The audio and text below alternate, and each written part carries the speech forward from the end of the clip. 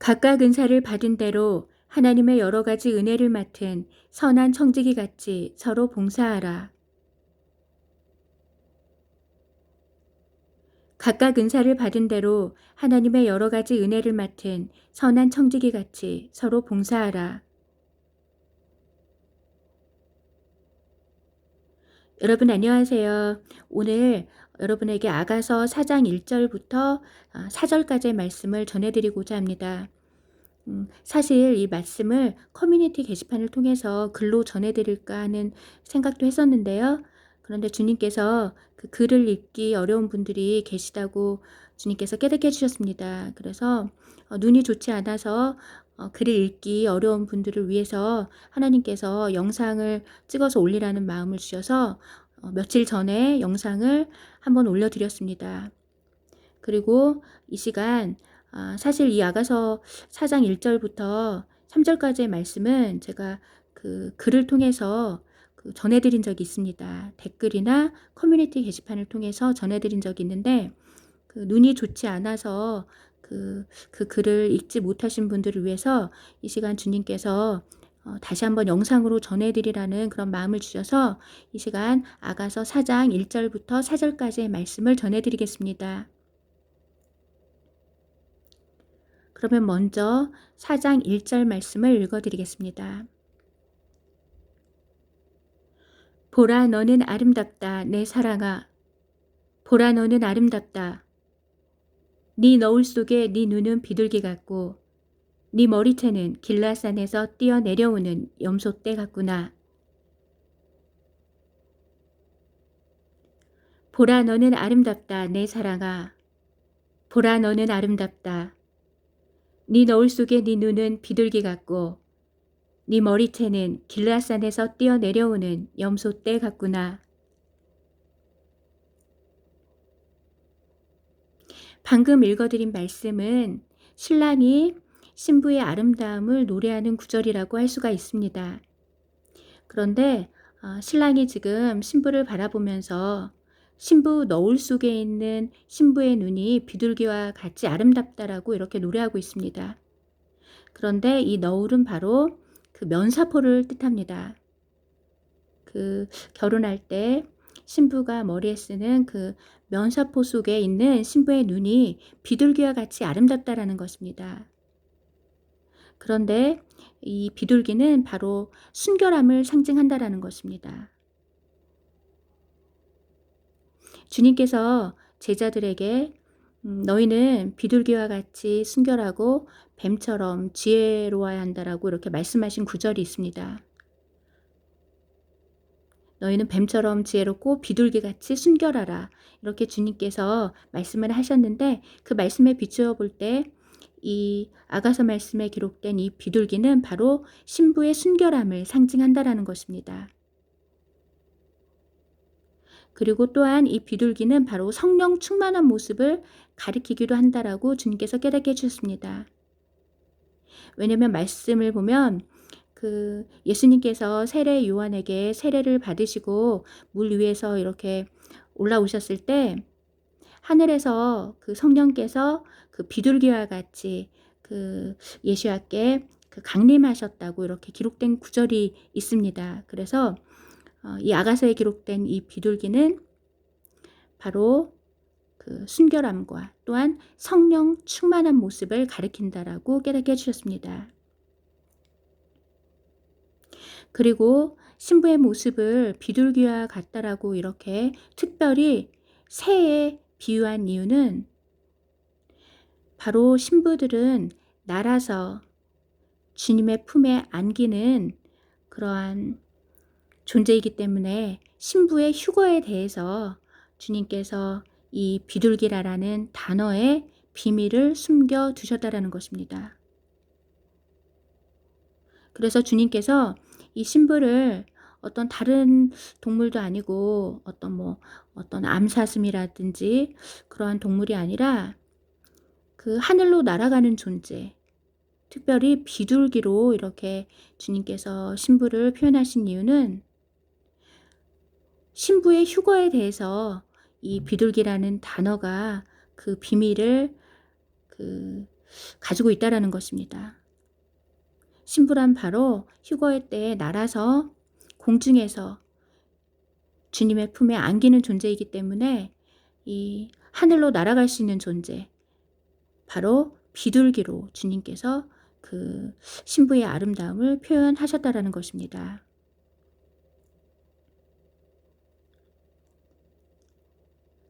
그 다음 구절 읽어드리겠습니다. 네 머리채는 길르앗산에서 뛰어내려오는 염소떼 같구나. 네 머리채는 길르앗산에서 뛰어내려오는 염소떼 같구나. 방금 읽어드린 구절에서 그 신랑이 그 신부의 그 머리채에 대해서 칭찬을 하고 있는데요. 제가 언젠가 이 머리채가 바로 신부의 순종과 헌신을 나타낸다라는 그러한 글을 읽은 적이 있습니다. 그래서 이 아가서에 기록된 이 머리채는 바로 신랑 되신 주님에 대한 신부의 순종과 헌신을 가리킨다라는 것입니다. 그리고 히브리어에서 이 머리채에 해당하는 단어가 놀랍게도 왕관과 면류관을 뜻하는 그 단어라는 사실을 알게 되었습니다. 그래서 히브리어에서 왕관과 면류관에 해당하는 단어가 머리채라는 그 뜻도 가지고 있다라는 것입니다.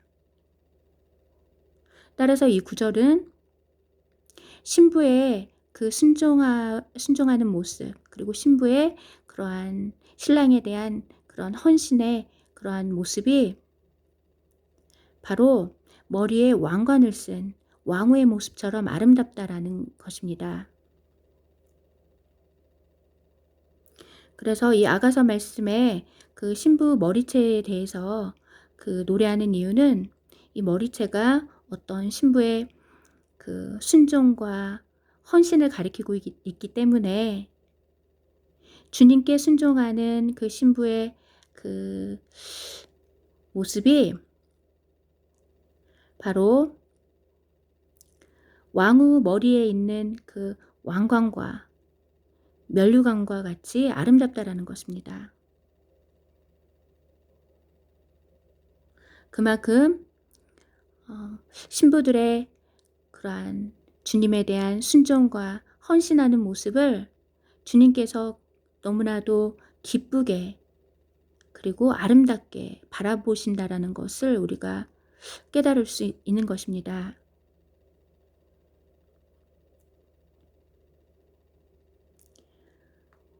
그 다음 구절 읽어드리겠습니다. 2절 말씀. 네 이는 씻는 곳에서 올라온 털 깎인 양떼 같으니 그 모두가 쌍둥이를 낳아 빠진 것이 없구나. 네 이는 씻는 곳에서 올라온 털 깎인 양떼 같으니 그 모두가 쌍둥이를 낳아 빠진 것이 없구나.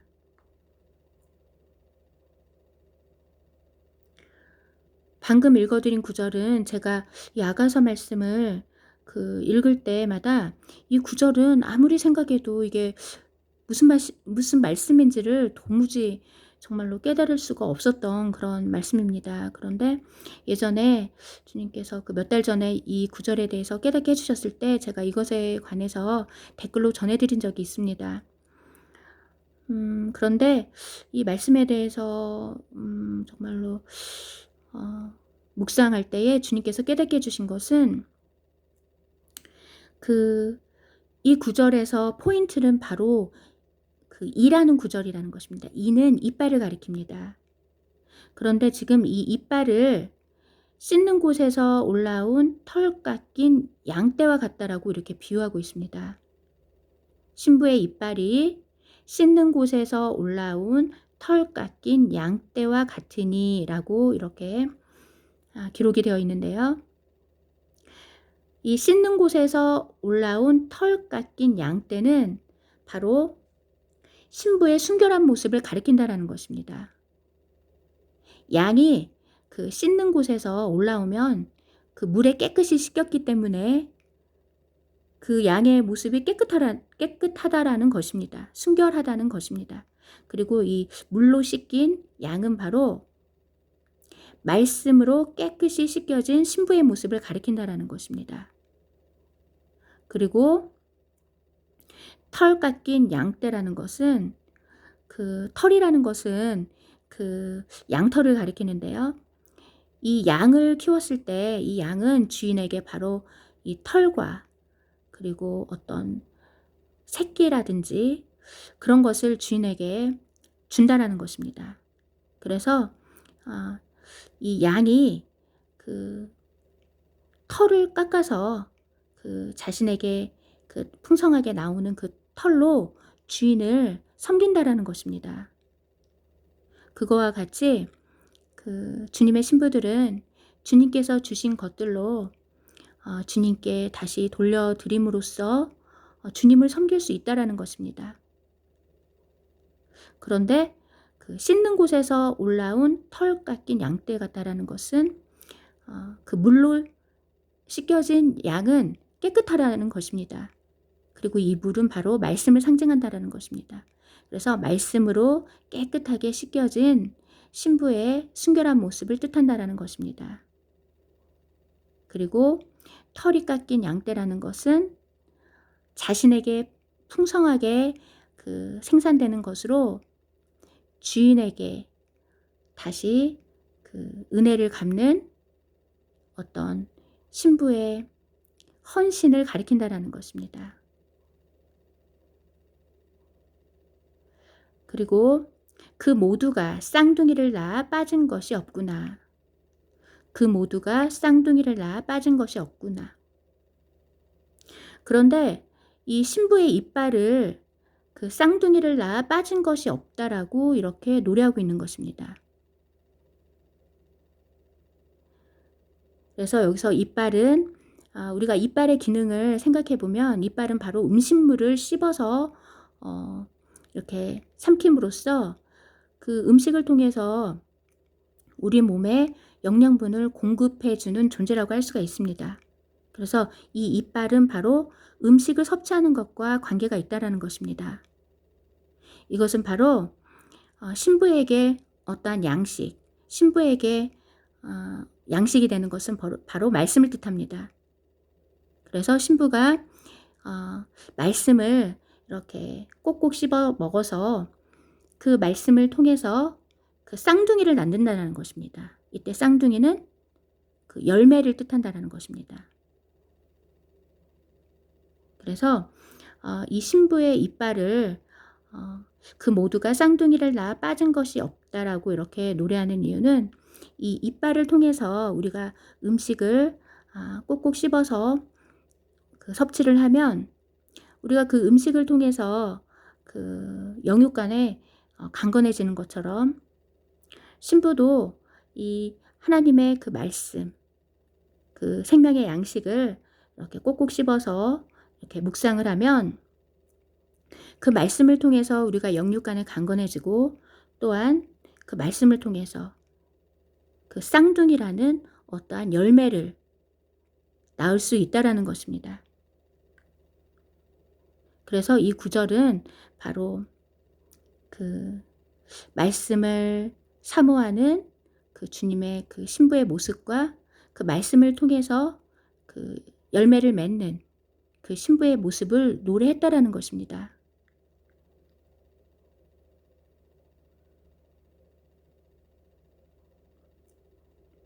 3절 말씀 읽어드리겠습니다.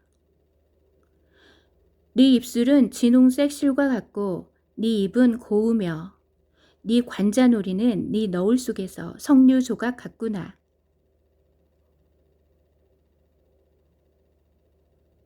네 입술은 진홍색 실과 같고 네 입은 고우며 네 관자놀이는 네 너울 속에서 석류 조각 같구나. 방금 읽어드린 말씀에서 그 신랑이 신부의 그 입술을 그 진홍색 실과 같이 아름답다라고 이렇게 노래하고 있습니다. 그런데 이 진홍색 실에 대해서 여러 번 전해드린 것처럼 이 진홍색 실은 바로 그 붉은색을 뜻하는데 이것은 바로 주님의 보혈을 상징한다고 깨닫게 해주셨습니다. 따라서 신부의 입술이 진홍색 실과 같다라는 것은 그 신부의 입술이 그 진홍색으로 붉다라는 것입니다. 이것은 바로 신부의 입술이 주님의 보혈을 머금고 있다라는 뜻이라고 깨닫게 해주셨습니다. 그리고 이렇게 주님의 보혈을 머금고 있는 신부의 입술과 그 신부의 입이 곱다라고 이렇게 신랑이 칭송하는 것입니다. 다음 구절 읽어드리겠습니다. 네 관자놀이는 네 너울 속에서 석류조각 같구나. 네 관자놀이는 네 너울 속에서 석류조각 같구나. 방금 읽어드린 말씀에서 그 신부 관자놀이를 그 석류 조각에 비유를 하고 있습니다. 그런데 이 석류에 대해서 여러 번 전해드렸는데요. 석류는 바로 우리 예수와 하나님을 뜻합니다. 그 석류의 그 끝부분에 달린 그 왕관 모양은 바로 왕이신 예수와 하나님을 가리키는 것입니다. 그리고 그 석류 조각이 벌어졌을 때 그 안에 그 붉은 보석처럼 그 아름다운 열매들이 드러나는데요. 그 붉은 보석과 같은 그 아름다운 열매들은 주님의 보혈에 뒤덮인 바로 주님의 신부들을 뜻한다라는 것입니다. 그리고 그 석류가 놀라운 것은 그 안에 석류 조각 안에 그 부분을 살펴보면 그 안이 새하얗습니다. 그 석류의 안쪽이 그 새하얀 이유는 바로 죄 없으신 예수와 하나님의 거룩하신 모습을 뜻한다라는 것입니다. 그리고 방금 읽어드린 말씀에서 신부의 관자놀이를 그 너울 속에 있는 석류 조각 같다라고 이렇게 그 노래한 이유는 그 석류 조각은 바로 깨뜨려진 주님의 몸을 뜻한다라는 것입니다. 주님의 몸이 십자가에서 그 깨뜨려졌을 때 그때 비로소 아름다운 신부들이 탄생했다라는 것입니다.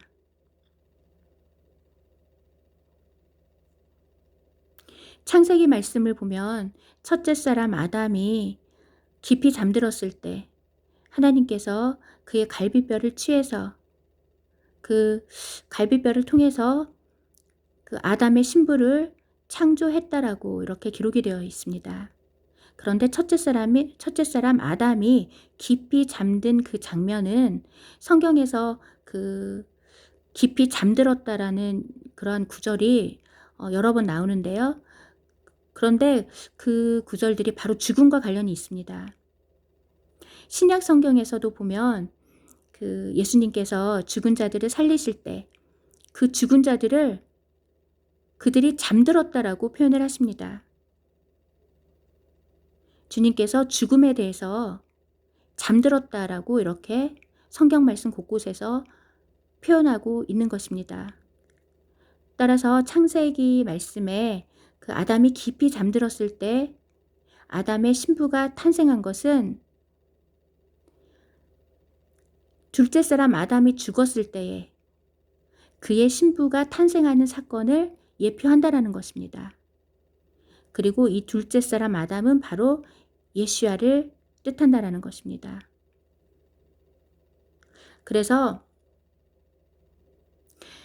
창세기 말씀에서 첫째 사람 아담이 깊이 잠들었을 때 그의 신부가 탄생한 것처럼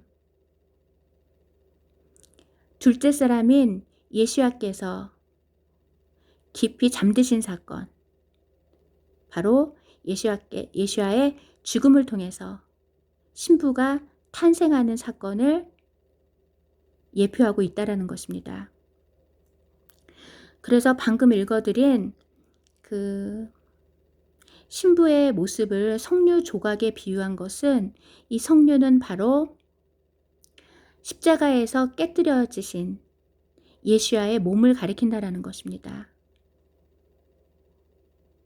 예수야 하나님의 그 깨뜨려진 몸을 통해서 예수야 하나님께서 그 자신의 몸을 깨뜨려서 보혈을 흘리실 때 비로소 아름다운 주님의 신부들이 탄생했다라는 것입니다.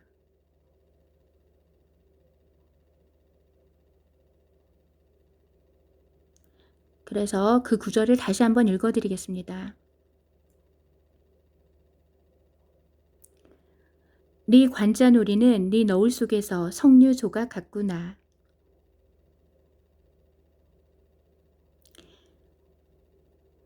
그 다음 구절 읽어드리겠습니다. 내 목은 무기를 위한 다윗의 탑처럼 잘 지어졌으니 방패 1000개가 걸려있고 모든 용사의 방패가 걸려있는 탑과 같구나.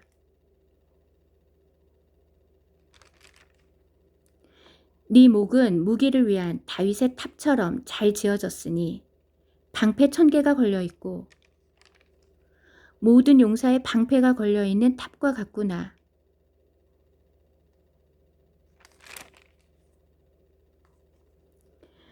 방금 읽어드린 말씀을 제가 예전에 읽었을 때는 정말 이 말씀도 정말로 깨닫기가 어려웠습니다. 그런데 그 여러 번 읽었을 때 그리고 이 말씀에 대해서 깊이 묵상했을 때 주님께서 깨닫게 해주신 것은 그 신부의 목을 그 다윗의 탑에 비유를 하고 있는데 이 다윗의 탑이 바로 무기를 위한 탑이라는 것입니다. 그리고 그 다윗의 탑에 방패 1000개가 걸려있다라고 이렇게 기록이 되어 있는데요. 이것은 바로 그 신부의 목이 무기를 위한 다윗의 탑처럼 잘 지어졌으니 방패 1000개가 걸려있다라는 말씀은 여기서 방패 1000개는 바로 우리의 방패가 되시는 하나님을 가리킨다라는 것입니다. 그리고 특별히 우리의 무기가 되는 하나님의 말씀을 방패에 비유를 했다라는 것입니다. 그런데 이 방패 1000개가 이 다윗의 탑에 걸려있다라는 것인데 이 신부의 목이 바로 방패 1000개가 걸려있는 다윗의 탑처럼 잘 지어져 있다라고 이렇게 기록이 되어 있는 것입니다. 이것은 바로 신부의 목에 이 우리에게 방패가 되는 하나님의 말씀이 걸려 있다라는 것입니다. 우리의 목에 하나님의 말씀이 이렇게 드리워져 있다라는 것입니다. 이것은 바로 신부가 하나님의 말씀을 전하는 모습을 가리킨다라고 주님께서 깨닫게 해주셨습니다. 하나님께서 우리에게 말씀을 주셨는데 이 말씀을 나만 가지고 있지 않고 이 말씀을 우리의 목을 통해서 소리 높여서 다른 사람들에게 외치는 모습을 이 신부의 목이 방패가 1000개가 걸려있는 그 다윗의 탑과 같다라고 이렇게 노래했다라는 것입니다. 그래서 주님의 신부들은 하나님이 주시는 말씀을 나만 가지고 있어서는 안 된다는 것입니다. 그 말씀을 사람들에게 전해야 된다는 것입니다. 그래서 우리가 하나님의 말씀을 소리 높여서 다른 사람들에게 전할 때 주님께서 그 모습을 마치 다윗의 탑처럼 방패 1000개가 걸려있는 다윗의 탑과 같다라고 이렇게 말씀하신다라는 것입니다.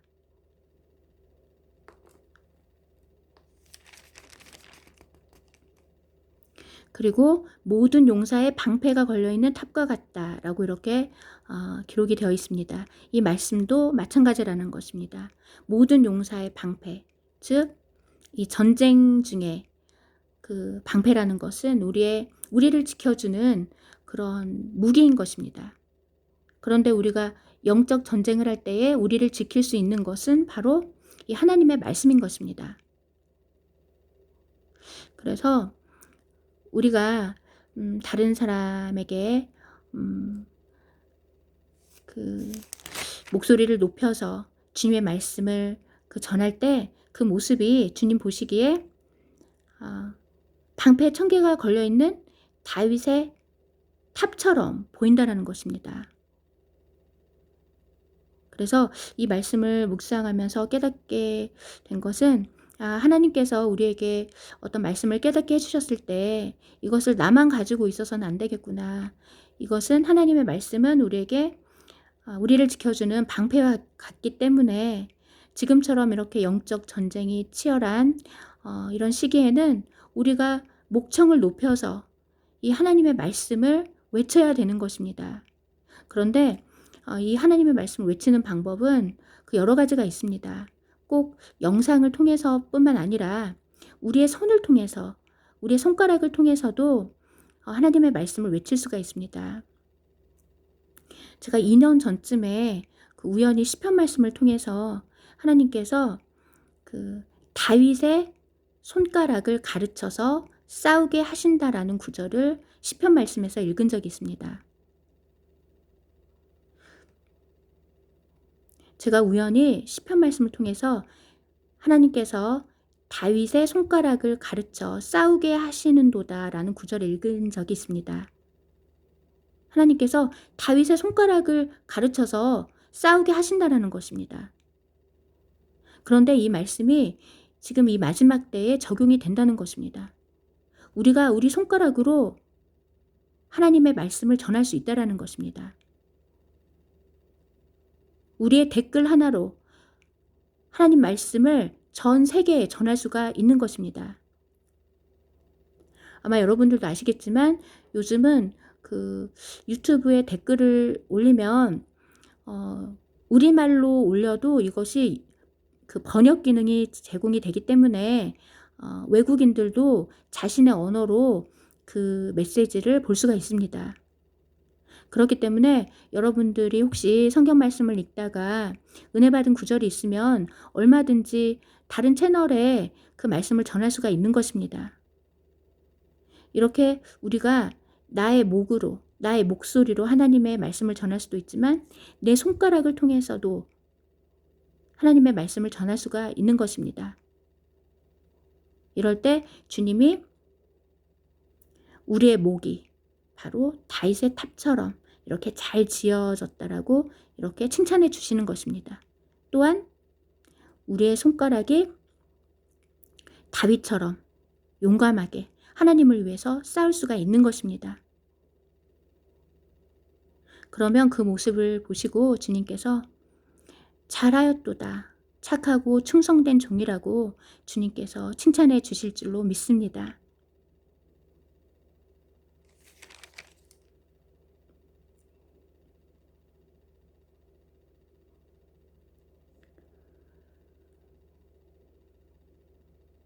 그리고 다음 구절은 제가 지금까지 4절까지의 말씀을 전해드렸습니다.